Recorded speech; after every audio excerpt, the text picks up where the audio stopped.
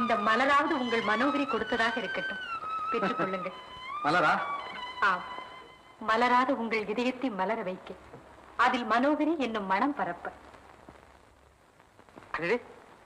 தூரத்திலிருந்தே மனம் பரப்புகிறதே. ஏன் அருகில் வைத்து மனம் நுகர ஆசை இல்லையா?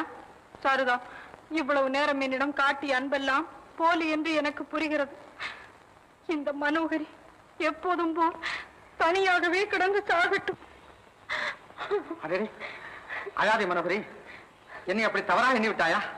இதோ உன்னை சிரிக்க வைக்கிறேன் பா. எங்க? புனிதம் கெட்டுவிடும். புனிதமாவது எங்க?